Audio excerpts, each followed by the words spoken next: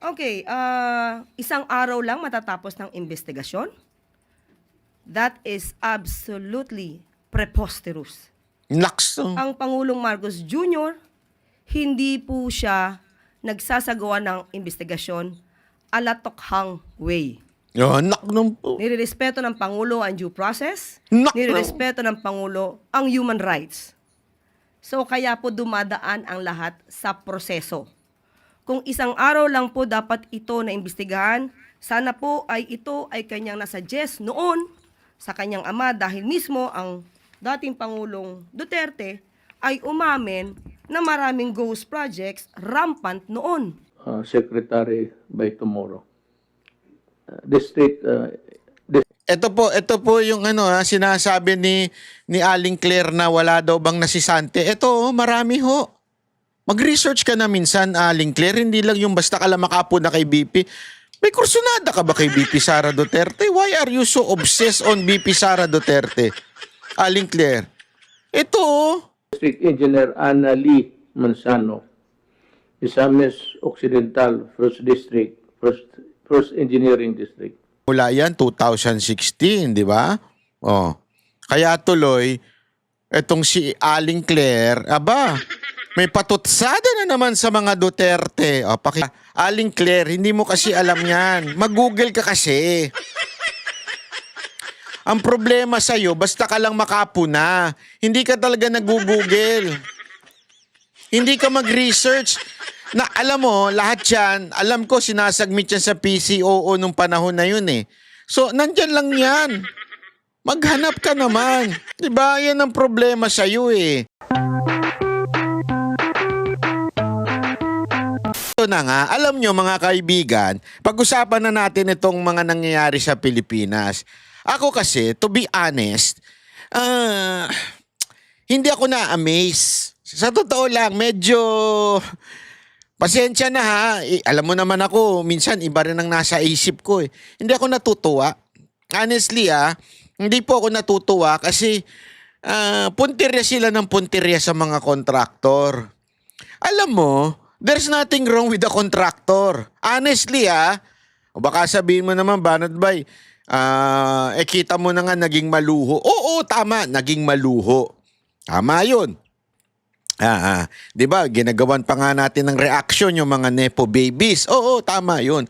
Pero tandaan ninyo, sila ay private citizen.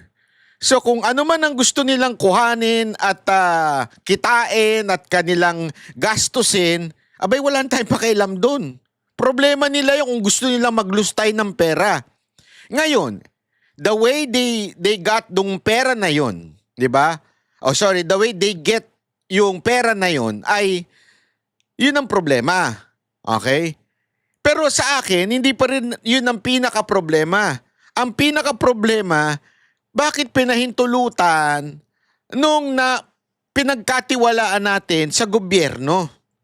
More than anything else, ang dapat nating sisihin dito ay hindi ng DPWH. May kasalanan ng mga district engineer, mga regional engineer o sino man ang head ng DPWH. Tama, may kasalanan yan. Dahil hindi sila nagdo-double check kung naayos ba ang mga flood control, kung mga proyekto ba ay natapos, hindi sila nagdo-double check. May kasalanan sila dyan. Pero ang pinakadulot nitong problema na ito ay walang iba kung hindi yung nagbibigay ng pera sa kanila. Yung mismong nag-aalat, sabihin yung naglalagay ng budget, walang iba kung hindi ang nagdidesisyon yan ay Kamara. Sabi nga nila, sandali, Banat Bay, bakit hindi yung Senado? Kasi ganito po yan. Okay? Papaliwanag ko lang. Paano ba dinideliberate ang budget natin? Una, nanggagaling yan sa presidente. Sa executive branch, pinag-uusapan yan ng finance manager ng executive. So, nandyan ng DBM, nandyan ng Department of Finance. So, nag-uusap-usap sila at gagawa sila ng budget. Okay. Ngayon, i-deliberate na ngayon to sa Kamara, sa Senado. May mga tatanungin, bakit ganito, bakit ganyan, ito, yung mga budget. After nun, magsasama ngayon ang Senado at ang House of Representatives o ang Kamara. Magsasama sila, ang tawag doon, BICAM. Okay. So sa BICAM, sino nandyan? O yung mga membro ng parang piling membro ng Senado at saka ng itong Kamara. Pero ang pinaka problema po diyan ay yung tinatawag nilang small group. 'Di ba? Aside pa doon sa in charge ng finance sa Senado at saka yung Senate President, tapos yung Speaker of the House at saka yung chairman ng committee ng APRO, ng appropriation. Aside from nagsasama yun, nag-uusap-usap, meron pang nagdi-decide. At ang sabi nga ni VP Sara Duterte, walang iba kung hindi yan si Speaker Romualdez at saka si Zaldico. Yun dalawa lang na yun ang talagang huling o final na nagdi-decide kung magkano ang mga budget. Kung meron mang mga insertion di umano na ipapasok, ayan ay sa panahon na yung dalawa'y nag-uusap. So mantakin mo ha, pinag-usapan sa Senado, pinag-ukulan ng panahon, pinag-ukulan ng buong Congress, ng House of Representatives, tapos nag-BICAM pa, tapos eventually, yun lang din palang dalawa ang magdi-decide. Yan yung pinupunto ni VP Sara Duterte noon. Ano ginawa nila? Fake news daw, tinabla nila, bla bla bla bla bla bla. Nung nagsalita na si Tiangco, biglang sumang-ayon na. Nung nagsalita na si Vico Soto, siyempre, yan ang pambato ng mga pinklawan, hindi na rin binatikos. Although, sabi ni Vico Soto, wala naman daw siyang kulay, pero alam natin, yan ang bata ng pinklawan. So, ang punto pa rin dito, bakit nung panahon ni VP Sara Duterte na binabatikos niya si Romualdez at si Zaldico, sinasabi ninyong fake news? Ngayon, sumusumbulat na sa mukha ninyo yung mga problema sa flood control at nare-realize na ninyo na ang punot dulo nito ay si Speaker at si Zaldico, hindi na fake news. Doon ka magtataka. Pero, ladies and gentlemen, meron akong nakikitang kamay na gumagalaw na tila ang sinisisi lang ay yung mga kontraktor.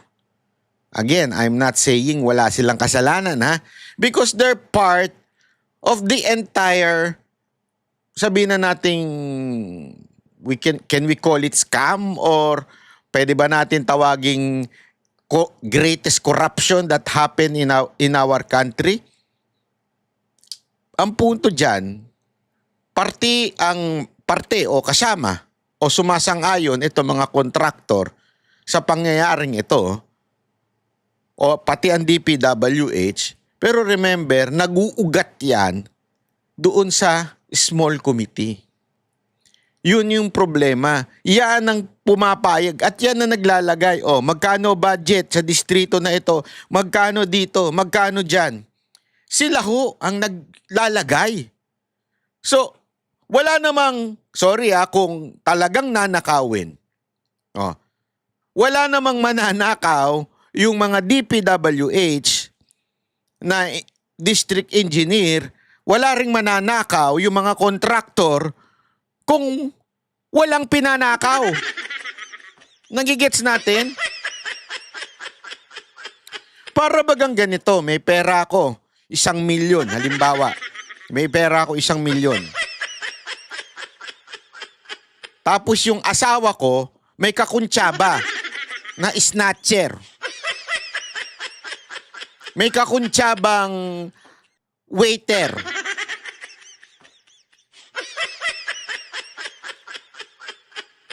Ang gagawin nung yung asawa kong mukhang pera, halimbawa, ay sasabihin niya sa akin, oh, sweetheart, iwan mo yung 1 milyon mo dyan sa mesa ha. Tapos alika, maglampungan tayo. Pasok muna tayo sa banyo, doon tayo mag-sexy time. Pero iwan mo 1 milyon mo sa mesa. Eh ako naman si tanga. Halimbawa lang naman. Oh, nagpasok kami ng banyo. Nagnyaknyakan kami doon. Oh. Iniwan ko yung 1 milyon ko. Ang kakuntsaba, yung snatcher at saka yung waiter. Bakit? Kasi sabi ko doon sa waiter, oh, waiter, pakibantayan tong 1 milyon ko ha. Pero kakuntsaba na siya. So pag nawala yon, may percentage yung waiter, siyempre yung snatcher, at siyempre yung asawa kong mukhang pera. Buti na lang wala akong asawa, no? At least pwede ko example yun. Di ba? So yung asawa ko mukhang pera, kinuntsaba yung waiter tsaka yung snatcher. O, sa kanya yung malaking porsyento. Pero kumita rin yung snatcher, kumita rin yung waiter. O. Again, may kasalanan yung snatcher, may kasalanan yung waiter dahil pinayagan niya. Pero sino talagang may kasalanan doon? Yung mastermind, yung asawa ko. Na nagpaiwan sa akin at nang akit sa akin. Kaya tumigas si Manoy. Tama, mali. Parang ganyan. Yung camera. Parang ganyan ang ginawa nila. O, alat tayo ng pera dito, alat tayo ng pera dito. Tapos kung tsabahin natin yung mga DPWH. Tapos itong mga kontraktor. Ang matindi nga ngayon, eto. Hindi, babalik na sa example. Ang pinakamatindi ngayon, itong asawa, ang kinuha niyang snatcher, kapatid niya. Kinuntsaba niya yung kapatid niya, oh, ikaw na ngayon ang snatcher. Di ba? So, tapos, sa kanya rin mapupunta lahat yon, yung in-snatch na yon. Pero may mas matindi pa dyan. Gusto nyo mas matindi? Ikaw na mismo yung snatcher. Anak ng tutsang kalabaw yan. Yung congressman na mismo, yung kontraktor. Gago! Sino yan? Pangalanan nyo nga dyan sa baba kung malakas sa loob ninyo. Sige nga, sige nga. Pangalanan nyo nga. Gago! Ikaw na mismo yung contractor, so pag talikod mo, in-snatch mo na kagad. Hindi ka na nagbigay sa iba. Animal kang putang. Karma is ano.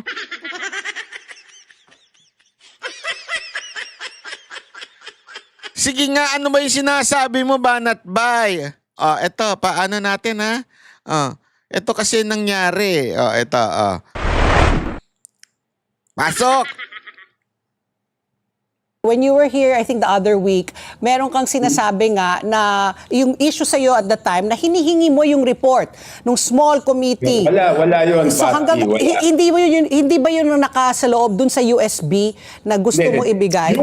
Okay, ganito. Yung small committee report, wala na. Ayaw nga lang ibigay. Kaya nga kailangan si Saldi ko lang di ba? Magpaliwanag. Ayaw naman nila patawag si Saldi ko. So, sino magpapaliwanag ng small committee? Yung USB, okay. Yung USB, bakit ba ako nagdala ng USB? Kasi, di ba, sabi ko, bakit itong mga pinagpalang party list, ilan lang sa pinagpalang Sino ba yung mga pinagpalang party list na yan? Sige nga, no, magkaalaman. Party list. Kunyari, yung Ako Bicol, na kung saan party list si Saldi ko. Ay, naku po, si Ako Bicol. Ano na Ako Bicol? Oy, Saldi ko, hindi ako nagsabi nito, ha? Si Tiangco ang nagsabi nito, hindi ako. Okay? Meron siyang projects na naipasok doon sa BICAM, pero hindi to rinilisa. Pero naka-record sa GAA na meron siyang 2,295,000,000 worth of projects under Ako Bicol. Okay? Magkano? Ulitin natin. Magkano daw yung ipinasok? 2,295,000,000 worth of 2 billion and... basta 2 billion and 95 million? hindi to rinilisa. pero naka-record sa GAA na meron siyang 2,295,000,000 worth 2 billion and 295 million. Ay, grabe naman yun. Agoy. 2 billion? Pwede ka na. Nako. of projects under Ako Bicol. Okay? Na dinala sa kung saan distrito. Ang BHW party list sa pamangkin niya to kay Angelica. 2,064,000,000. Nako, doon sa pamangkin naman, 2 billion. Another 2 billion. Ang hirap ng bilangin no, pag sobrang dami. May million pa kasi. 2 billion plus million. Ay, nako, grabe yan. Okay. Ang nakapangalan kay Congressman Saldico, Hoy, yung host, bawal ka mag-wow. Bawal ka mag-wow. Baka mamaya marinig ka ni Asaldi ko. Gago! Alam mo naman yun. as Saldico, no? Kasi doon makikita mo yan eh. Makikita mo kung sino yung proponent o sino yung request o requestor, proponent, proposer, at saan distrito pumunta, di ba? So, under Saldico as proposer is 13,803,693. Oh, si Saldi ko lang yung nag-alat daw doon sa mga iba't ibang distrito, umaabot ng 13 billion. Agoy, Saldi ko, paano na to? Where are you? Saan ka na ba? Magsalita ka. Gusto kitang ipagtanggol. Hindi, totoo to Nakawawa naman si Saldi ko. Gusto ko siyang ipagtanggol kasi kaliwat kanan ng binabanggit ang pangalan niya. Naawa ako sa kanya. Naniniwala ako na hindi siya kurap. Naniniwala ako na hindi ka kurap, Saldi ko. Gusto kita ipagtanggol. Where are you na? Asan ka na? Ba't di ka makapagsalita? Ipagtatanggol kita. Hindi ko papayag ng ganire na nilalapastangan nila ang iyong pangalan. Gago! Asan ka na? Magpakita ka na. Kawawa naman ng pangalan mo. Pati pamangkin mo damay. Ang laki-laki daw ng inalat mo. Ayoko yan, ipagtatanggol kita, ipaglalabang kita. Ngayon, sinabi ko yung figures. Kaya hindi ko alam ba takot sila sa USB. Kasi baka kaya ko lang in-itemize yung kasi baka sabihin lang, inimbento mo lang yan eh. Diba? So doon nakasulat per project, anong title, magkanong amount, saan distrito napunta. Okay. So, yun ang punto ko. Kaya gusto kong pakita yung USB. Okay. Ngayon. Kanino ba galing yan? Kay Ma'am Cathy ba yan? Ma'am Cathy Binag! Namimiss ka na ng Banateros. Yan ba yung USB sinasabi nila? Hindi pa ba natapos siya lintik na USB na yan? Lagi na lang may USB ako naririnig. Ano ba yan? Ang napakahalaga, bakit ko kine-question yung pag-identify ng party list? Number one, ang party list, alam ko na meron silang allocation to identify infrastructure projects, binibigyan rin sila. But kung di ako nagkakamali, it's 100 o 150 million. Let's say 150 million para sa bawat party list. Okay? Kasi di ba kaya naman konti lang yung binibigay na allocation kasi pupunta rin na sa distrito, di mas mabuti ng yung Sa party list, distrito na. yung district congressman ang mag-request, di ba? But siguro out of accommodation, they can identify 150. So 60 plus party list, yung iba 150 lang. Ano ang special dito sa mga to? Na bilyon. Diba? Bakit naging bilyon sa mga iba? Sa mga to? Correct. Oo. Okay? So, di ba? Anong special? Anong meron? Nako po, ayan na. Grabe as in bilyon daw. Naku naman, nakakawawa naman. Ito na naman si Saldi ko. Naku, ayan tuloy dahil dyan at gustong ipatawag ni Tiangco. Ito si Saldi ko, ayan, nag-away sila sa kamera, nag-away-away na sila. Kita nyo na, sabi ni Erice, ipatawag na yan. Saldi ko, where are you na? Gusto mo ba, Saldi ko, samahan kita pag pinatawag ka dyan? Kasi gusto kong ikaw depensahan. Sa totoo lang, gusto kitang depensahan. Naawa na ako sa'yo. Ikaw ang pinupuntiryan nila palagi. Ano bang ginawa mong masama? Ano bang ginawa mo na... At bakit sila galit na galit sa'yo? Ano bang masama sa bilyong-bilyon ng project na para naman sa kapakanan ng taong bayan?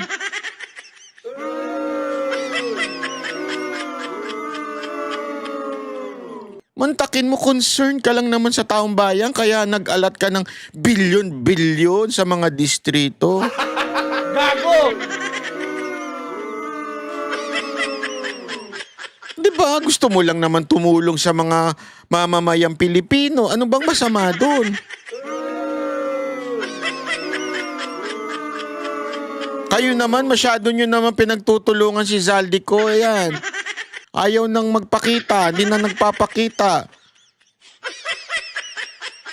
Hindi, pero ako, concerned talaga ako, ha? Baka mamaya kung ano na nangyari dito kay Congressman Zaldico, baka alam mo na, kasi siyempre, naka-hot seat sa ngayon, mantakin mo. Wala, hindi siya, ni anino niya, hindi nararamdaman ng kahit sino man. Hindi, ako walang biro, ipagdasal po natin ito si Zaldico na siya po ay nasa mabuting kalagayan. Ako po ay concerned Ako walang biro ito. It's an honest concern kasi hindi na siya, wala na, wala akong makapag-interview sa kanya. Mr. Chairman, Pero pumalag dito si Manila 6th District Representative Benny Abante. I am objecting on the motion. I would like to know the reason why, because I would like to find out if we're going to invite them here, are we going to ask them questions? Are they going to answer it? Lalong nagkainitan ng magkasagutan Grabe, no? Meron siyang tagapagtanggol. Si Pastor Abante. Si Pastor Abante. Hindi ko nga maintindihan bakit may pastor dyan. Hindi naman nanalo yan. Bakit pastor na andyan? Di ba po? Bakit kaya nandyan yan? Pastor na yan. Alam mo, may napanood akong may napanood akong preaching yan. Grabe, sabi ko.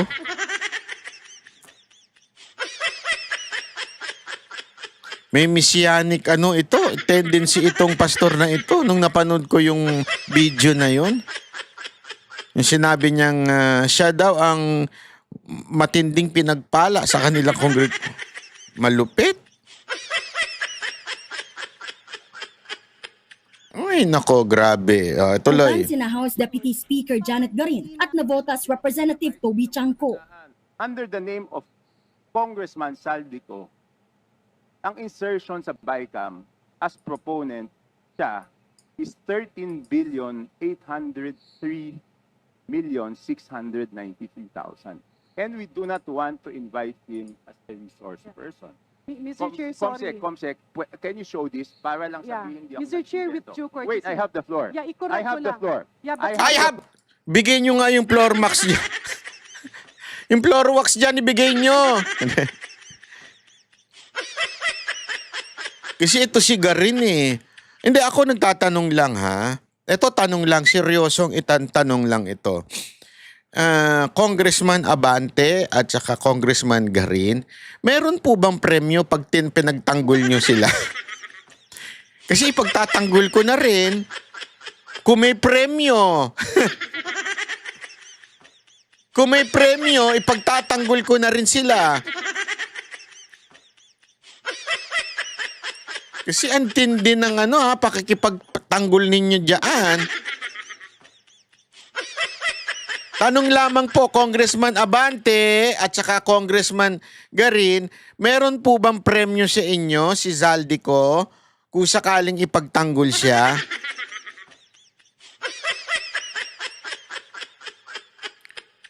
Para kung meron, pagtatanggol ko na rin siya. Hindi, ako'y nagtatanong lang. Seryosong tanong ito, nangangailangan tayo ng panglamyerda, ganun ba? Para kahit papaano, mahanay naman ako sa mga nipo babies. Di ba? Kahit wala akong baby, at least maging nipo babies din naman ako. Floor. No, Mr. I Chair, have the floor.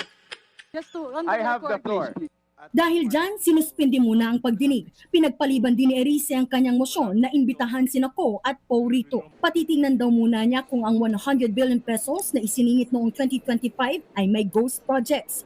Nang gumulong na ang interpelasyon, umamin ang sinibak na si Bulacan 1st District Engineer Henry Alcantara na siya mismo ang nagpanukala ng mga questionableng flood control projects na pinuna ni Pangulong Bongbong Marcos sa Alam mo ito kita ninyo yung packaging dito sa kamera. Etong ilang nating mga congressman, halimbawa yan si Tiangco, si Erice, si Ungab, sinasabi, sandali, ang punot, dapat ang tanongin natin dito kung sino yung nag-alat dun sa mga proyekto na ito. Nakamembro natin. Dapat ipagpaliwanag natin sila. Alam mo, tama yan. Kasi alam mo, before anything else, lalo na sa mga organisasyon, bago ka pumunan ng iba, halimbawa, nalulugi na negosyo mo, di ba? Ang una mong titignan, sandali, may problema ba tayo sa restaurant natin? Bakit mas maraming kumakain doon sa kabilang restaurant?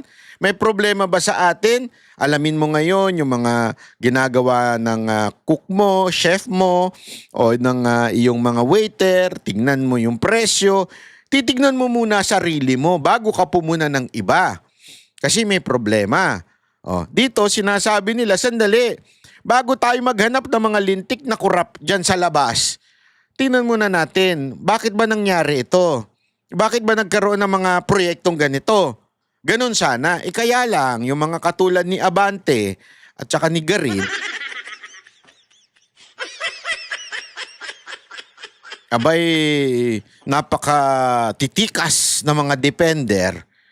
Kesa na yun ang tinitingnan, pati to si Chua, tingnan nyo anong pinupunan nila, yung mga kontraktor, DPWH.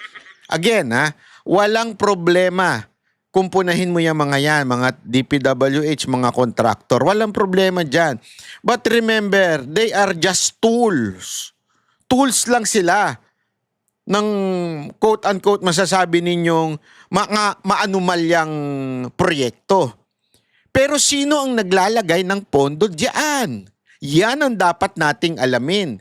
Ngayon kasi mukhang ang tindi ng kumukumpas, pansinin ninyo, ang tindi ng kumukumpas. Nasisihi ng mga kontraktor, sisihi ng DPWH engineers. Oo, meron problema sa kanila meron. Pero bakit hindi natin alamin ang punot dulo? Sino ba ang nag-alat dyan? Siyempre, mahirap ang maging pangit tuloy. Di ba? Bulacan. So, walang politiko na involved dito. Kayo po ang nag-propose na ito. Ayaw, nililinis na. Linisin natin ang kasamahan natin. Sir, Representative Acop. So walang politiko lumalapit sa iyo, walang nag-aano sarili mo ito, ikaw lang ang dapat mapahamak. Tingnan nga natin ang sagot. Yes, Your Honor. Yon. Next time, appoint ka uli. Inamin din ni Alcantara na may kapabayaan siya sa mga proyekto. Ang reinforced river wall sa Baliwag, Bulacan na nagkakahalaga ng 55 million pesos, ghost project o guni-guni lang pero sinabing kumpleto na ito. Pati ang dalawang ininspeksyon ng Pangulo na proyekto sa Kalumpit na may kontratang pirmado ni Alcantara. Bayad na pero substandard naman. Paliwanag ni Alcantara, nagbase lang siya sa dokumentong pinasa ng inspectorate team at hindi niya personal na ininspeksyon ang mga proyekto. Negligence on my part. Inamin ko po may kakulangan ako dahil I did not personally go to it. Inaprubahan na rin ang motion ni Akbayan Party List Representative Shell Jokno na magkaroon ng full disclosure o sabihin ng mga miyembro ng Infracom kung may conflict of interest sila sa pagdinig. Yan ay dahil ilang kongresista ang dinadawit din sa mga proyekto. Bibigyan ng 5 araw ang mga miyembro ng Infracom na magsumite ng kanilang written disclosure. Nagbabalita mula sa Frontline, Marian Enriquez. Di ba? Ang galing. Palakpakan. Di ba? Ay, sandali, banat bay. Sandali lang. Di ba sabi nga sa isang balita na tinanong ni Senator Bato si Diskaya na kailan pa daw nagsimula yan, 2016, di ba? Kaya tuloy, etong si Aling Claire, may patutsada na naman sa mga Duterte. Pakinggi. Kunin ko na rin po ang reaksyon ng Palasyo tungkol sa sinabi ni VP Sara. Hindi ho kumbinsido ang Vice President sa isinasagawang investigasyon ito ng Pangulo. And if I may quote, kung seryoso lang talaga ang Presidente, tapos na yan sa isang araw lang. Matuturo niya lahat na may kagagawa ng corruption sa budget. Pero well, as you can see, parang nanonood tayo ng sarsuela. Okay, isang araw lang matatapos ng investigasyon? That is absolutely preposterous. Nakso. Ang Pangulong Marcos Jr., hindi po siya nagsasagawa ng investigasyon alatokhang way. Nirerespeto ng Pangulo ang due process. Nirerespeto ng Pangulo ang human rights. So kaya po dumadaan ang lahat sa proseso. Kung isang araw lang po dapat ito na imbestigahan, sana po ay ito ay kanyang nasuggest noon sa kanyang ama dahil mismo ang dating Pangulong Duterte ay umamin na maraming ghost projects rampant noon. This is November 2020 inilabas. Pero may nasibakbang secretary ng DPWH sa panahon niya. Ayan, ha? Muli, ang pag-iimbestigang ito para sa taong bayan, hindi para sa pamumulitika. Ginagawa to ng Pangulo kahit tatamaan ang kanyang administrasyon. Okay. So, ayan ang bitaw nito. Kasi sinabi ni BP Sara Duterte, nung isa sa interview namin doon sa The Hague sa kanya, sabi niya doon ay, madali lang naman yan. Isang araw lang yan. Tapos yan. Alam mo, mga kababayan, anong konteksto nun? Kasi, remember, doon during that interview, inulit din ni BP Sara Duterte yung pinaka-problema. Ano yun? Sabi niya, 2 tao lang naman yan. Sinabi ko na noon, 2 tao lang yan. Si Romualdez at saka si Zaldico, pasagutin nila. Yun ang konteksto noong sinasabi ni BP Sara Duterte na isang araw lang yan, tapos yan. Alam natin ng lahat ng magiging solusyon at sagot sa problema na ito kung si Marcos ay pupunahin niya yung kanyang pinsan. Maaring kahit hindi nga niya ipunahin si Zaldico dahil command responsibility naman yun eh. Nasa pinsan niya lahat ng sagot sa lahat ng problema patungkol dito sa mga ghost project. Wala nang iba makakasagot niyan kung hindi yung kanyang pinsan. Yan ang ibig sabihin ni VP Sara Duterte na isang araw lang yan, tapos na yan. Yun eh. Kaya lang, syempre, etong si Aling Claire, sadyang mahina ang umunawa. Ang kanyang understanding ay masyadong mababaw at ang understanding niya, basta ako itinalaga dito para batuhin ang mga Duterte. So kailangan kong balikan ang mga Duterte sa kanyang statement. Ang problema, siya ang nabalikan. Sinabi niyang wala daw, nasibak noon. O ipakita natin mga ladies and gentlemen ha. Baka kasi sabi ninyo fake news eh. Ito, pakita natin ito. Wait lang, Chotomate, tatay, Chotomate. Wait lang po. Hindi pa naayos yung audio sa akin. Ito, ha? Pakingge, mga kababayan. Makinig. Bagman is the district engineer.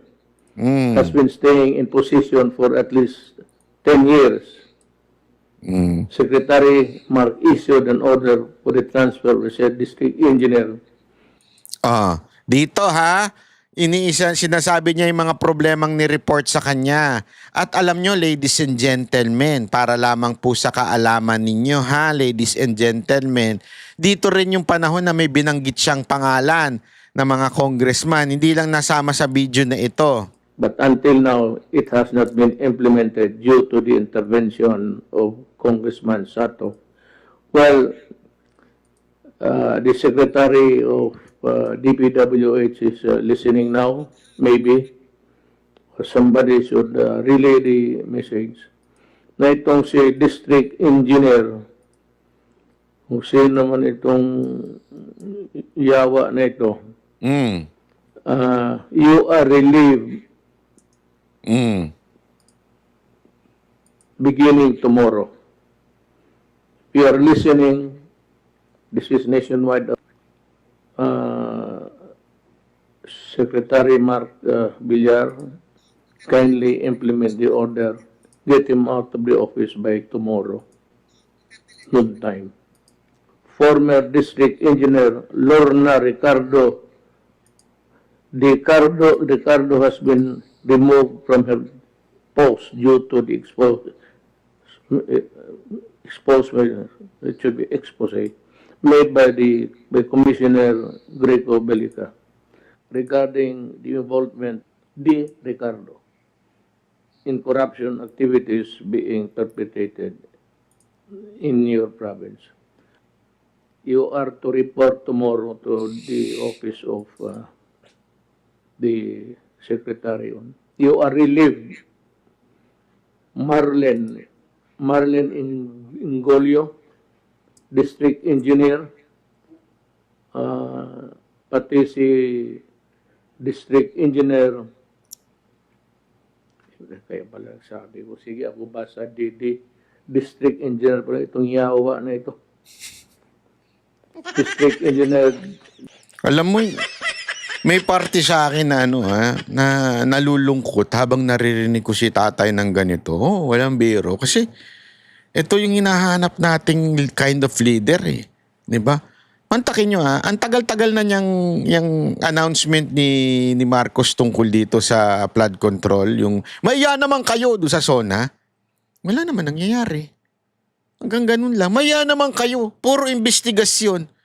Meron nga nagsabi sa akin galit na galit. Ano ba? Investigasyon na naman, hearing na naman. Wala naman nangyayari. Wala namang nakukulong. Honestly although sabi ko nga, simula pa lang si Marcoleta. Kaya nga, alam mo, Senator Marcoleta, wag ka sanang wag ka sanang matulad dun sa iba. Sana lang Ako, I'm really hopeful sa'yo kasi iba ka dumiskarte. I'm really hopeful sa'yo. Pero sana hindi lang mauwi sa hearing ito. Mauwi rin. Kasi una, frustrated na nga sila kasi kitang-kita nyo na nagsisinungaling yung mga kontraktor. Noong una pa lang. Dapat sana kinulong nyo na. Kinontempt nyo na. Hindi nga kayo sinasagot na maayos. Sana kinontempt nyo na. Kaya lang, nabitin, di ba? Inano pa nga ni Estrada. Wala nabitin ng lahat ng mga Pilipino na supposedly sana meron kami makitang managot. Kahit man lang makaganti man lang ng pagkakulong sa Senado. Kaya lang wala.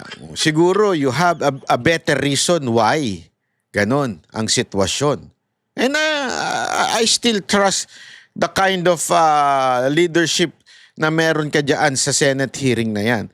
Pero honestly, bitin ng mga Pilipino. Bitin Bitin ng taong bayan. Nakikita na natin lantaran na nagsisinungaling. Hindi pa natin pinakontempt. Una yun. Pangalawa, hindi lang dapat kontraktor. Hindi lang dapat DPWH district. Dapat, you start calling the real mastermind sa matinding corruption na to. And we all know kung sino yun. Pinapangalanan na ng iba. Bakit ang Senado parang...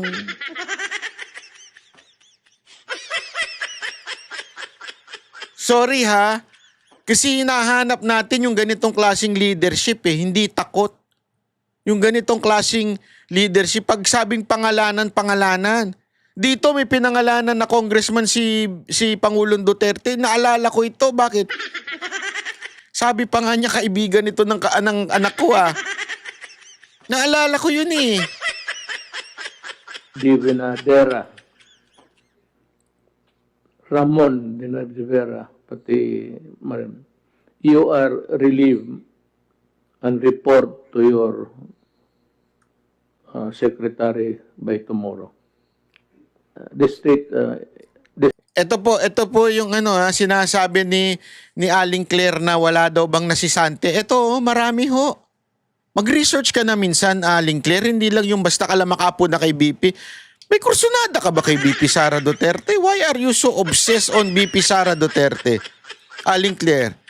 Ito, District Engineer Ana Lee Manzano, Misamis Occidental, First District, First Engineering District, and District Engineer Caroline Abinales, OIC, Misamis Occidental, Second District Engineering Office. You are relieved, ma'am. Tomorrow, District Engineer Edeta Babaran,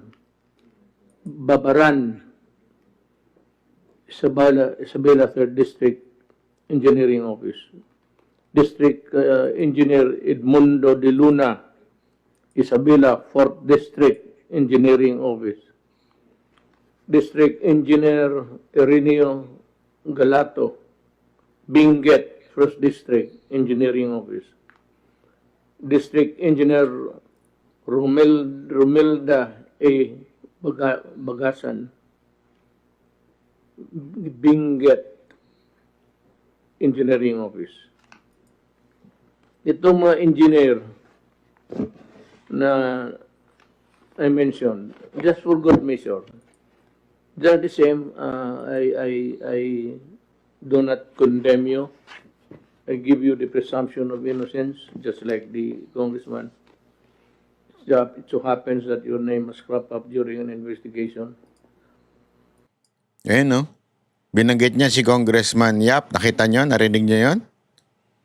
I do not condemn you, but you are investigated. Bibigyan ko kayo ng context kung saan nanggaling itong dokumento na to. No, I would like to ask Secretary Villar to give me the list of all district engineers and the districts they are assigned all over the country. I will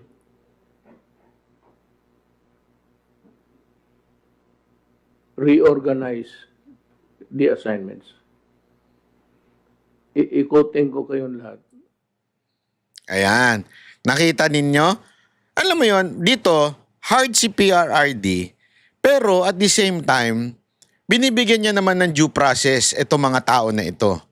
Ngayon, binanggit lang niya para magkaroon na ng warning kung sino yung dapat masibak at dun sa iba, i-reshuffle niya na ngayon. Diba? Kasi pag na-reshuffle ka na dyan, halimbawa si District Engineer Dayukyok, halimbawa, kaibigan ng isang district dyan sa Bicol, halimbawa, nalipat si Dayukyok doon sa iba. So, bago na ngayon yung sa district ng engineer ng Bicol, hindi na siguro makukuntsaba yun, di ba? Kahit pa paano, delicates ngayon yun kung sino yung lalapit sa kanya. Talagang taga Bicol, hindi kasi naririnig rin natin yung Bicol na salita. Ewan ko ba ba't bidang-bidang ngayon ng Bicol? Hindi, eto. Sasabihin ninyo, sandali, banat bay, ang usapan yung secretary. Kasi nga, ladies and gentlemen, tandaan ninyo, ang sinasabi dito ni Pangulong Duterte, yung Ghost Project, yung pinakita ni Aling Claire, sino ba talaga ang may kasalanan yan? Binanggit na niya yung mga district engineer. Pinabayaan ba yan? Hindi naman po Ito, papakita ko sa inyo itong mga ginawa ni Secretary Mark. Ayan, nag-inspect na siya. Yan, kita ninyo. 2016 pa lang, kauupo pa lang ni PRRD niyan. In-inspect niya na. At sinabi niya dito, happy that we met the September 30 deadline. So, ibig sabihin, galing pa ho ito noong September 2015. Malamang. Pero, inabot pa rin nila yung deadline. Di ba? Ito naman, 2021. Ito po'y kasagsagan ng lockdown sa pagkakaalam ko dahil 2021 po ito kaya nga nakamas pa sila eh. And yet, nag-i-inspect si Mark Villar, di ba? Oh. Ito naman, with the completion of the Quezon Avenue Flood Control and Road Project from Timog to Scout Albano. Ito, tinitingnan niya. Oh. Di ba? Oh. Ito pa. Para lang sa kaalaman ninyo. Oh. Ayan, 2020 naman. Flood control, in-inspect din. Ito naman, oh. Pinakita rin yan. Yan yung ano eh, yan yung balita. Ito yun eh, oh, yan. Oh. Okay? Oh, ayan yun. Oh, ito naman. Sa Pangasinan, oh. Ito naman yung video na yan. Ay, picture na yan, oh. At ito, sabi nga nito, ito yung sa ano eh, the President instruction were clear from the onset. Finish as many bill project as possible in the soonest possible time. Whoever gets the credit, it's none of our business. 5 years after since PRRD assumed position, DPW's Undersecretary has completed. Oh, ayan. So nagtatrabaho po yung ating DPWH Secretary noon. Kaya hindi naman siya sinibak noon. 'Di ba? Aling Claire, hindi mo kasi alam 'yan. Mag-Google ka kasi. Ang problema sa iyo, basta ka lang makapuna. Hindi ka talaga nag-Google. Hindi ka mag-research. Na alam mo, lahat 'yan, alam ko sinasubmit yan sa PCOO nung panahon na 'yun eh. So, nandyan lang 'yan. Maghanap ka naman.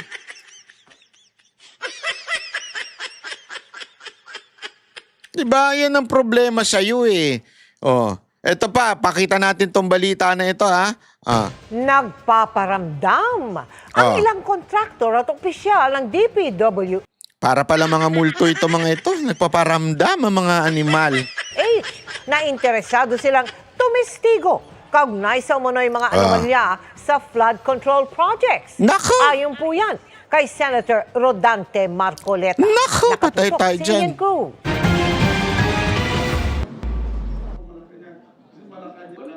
Sa gitna ng mga pagdinig sa mga umano'y anomalya sa flood control projects ng gobyerno na kundi substandard, ghost projects. May mga interesado raw na tumistigo na nagpaparamdam na kay Senate Blue Ribbon Committee Chairman Senator Rodante Marcoleta. Merong mga feelers, kaya lang ang aking sinasabi, gusto ko munang makita yung extent ang kanilang sasabihin bago, kung wala namang bago, paano naman. So, pinakamaganda, ma-determine natin. Ano ba sasabihin mo? Meron ka bang ituturo? Magtatapat ka ba?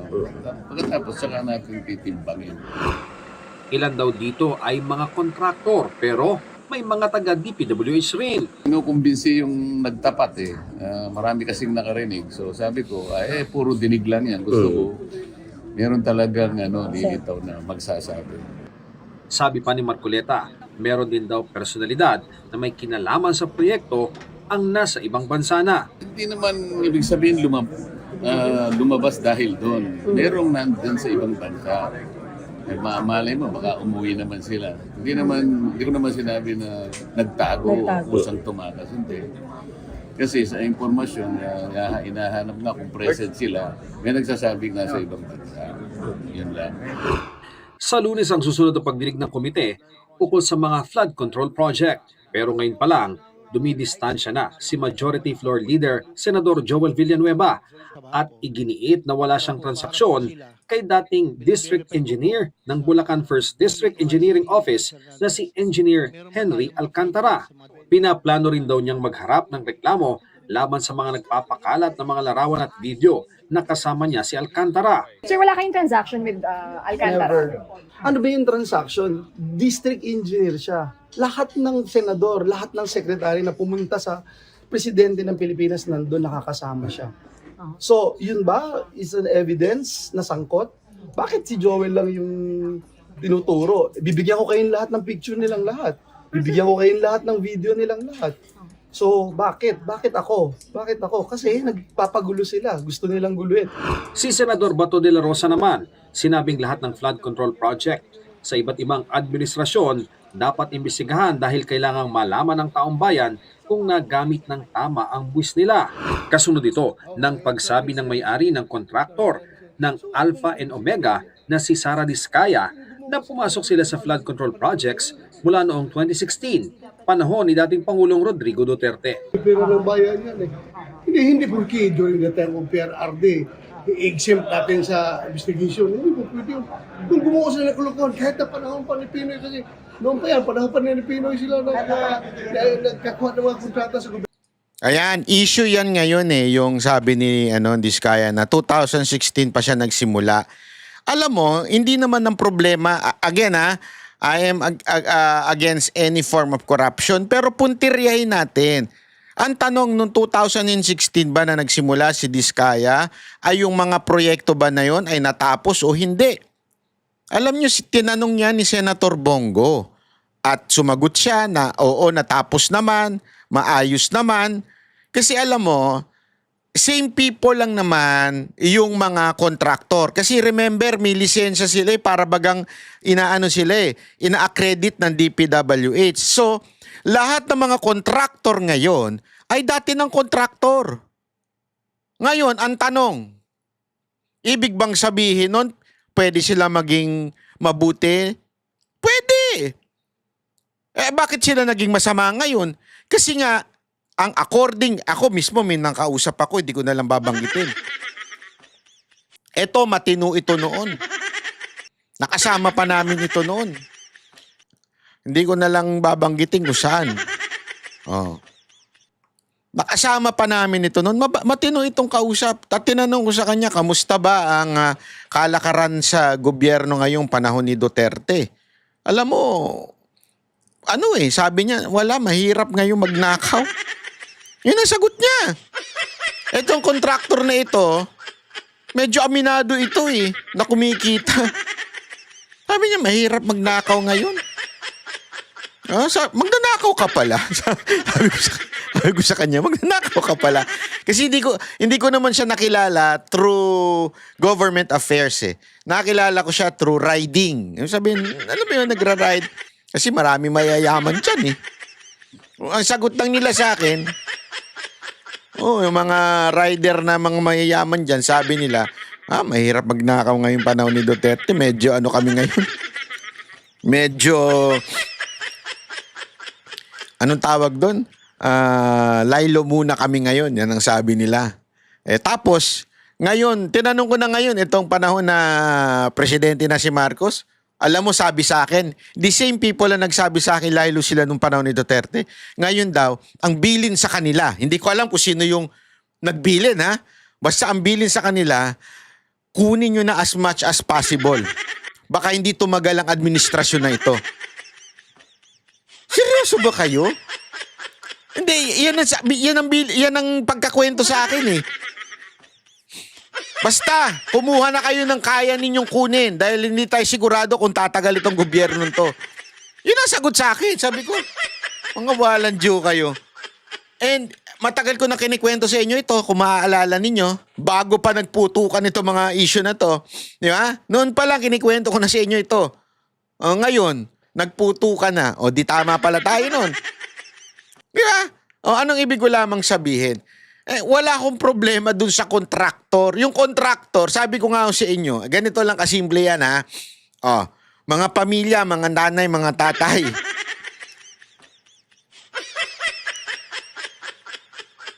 Alagaan ninyo ang mga anak ninyong babae. Palakihin ninyo ng tama. Huwag kayong nag-aaway kayong mga mag-asawa at siguraduhin nyo may oras kayo sa anak ninyo. Okay? Bakit kanyo? Huwag niyo sisisihin yung anak ninyo kung makakuha ng isang inutil, babaero, fuckboy, na boyfriend, na namamakla, o masamang boyfriend, na nananakit. Alam mo, huwag niyo sisihin sila. Kasi, totoo to kung matino kayong nagpalaki ng anak, hindi kukuha ng ganyan yan. Manatbay, ang gulo ng analogy mo Ganito lang kasimple mga kababayan. Simpleng-simple lang sasabihin ko sa inyo. Okay, Sandel, tanggalin mo na si Bato dyan. Nakatulog na. Simpleng-simple lang ito. Kasi ang mga fuckboy, ang mga tarantadong mga lalaki, mga mananakit na lalaki, nananakit na lalaki, kalat talaga yan. Para silang demonyo naghahanap. Sino ang mamamanyak namin? Sino ang pwede naming isama sa listahan namin ng one night stand? Ganyan sila yung mga lalaki. Walang biro. High school pa lang, pinag-aralan nila kung paano mambola ng babae. Hanggang pagtanda nila, nagpaparamihan na yung mga magkakaibigan. Ngayon, ano ibig ko sabihin? Parang ganyan ng itong mga ano natin sa ating gobyerno, itong mga DPWH natin. Mga ano yan. Pero kung matino ang babae, dahil pinalaki ng matinong magulang yung babae, mahihirapan yung lalaki manggago o mahulog niya itong babaeng matino. Bakit? Pinalaki ng tama ng magulang eh. So ganun din po yung DPWH, yung ating mga kongresista, yung ating gobyerno, kung matino ang nasa ibabaw. Kung matino ang presidente, kung matino ang mga masasabi natin anti-corruption na galamay ng ating presidente, kung matino yan, etong mga tarantado sa baba, hindi makakapagnakaw ng ganyang kalaki. Oo, syempre hindi mo maiiwasan, meron pa rin makakalusot. Hindi naman natin sinabing perpekto nung panahon ni Duterte. May nakakalusot pa rin syempre nun, pero hindi ganito kagarapal. Yan ang katotohanan. Kung may kamay na bakal itong presidente natin, hindi makakalusot yung mga ganito kagarapal. Mantakin mo, paano? Sabi ko nga ho sa inyo the mere fact yung ginawa nila sa PhilHealth, paano nakalusot yun? Remember, sa huli, ang pipirma ay ang presidente ng pagdating sa budget. So kung i-veto mo yung mga insertion, yung ano ba yung insertion? Yun yung tinanggal sa kabila, inilipat dito sa project sa DPWH. Ano ang nanakawin kung walang pera? Tama, mali.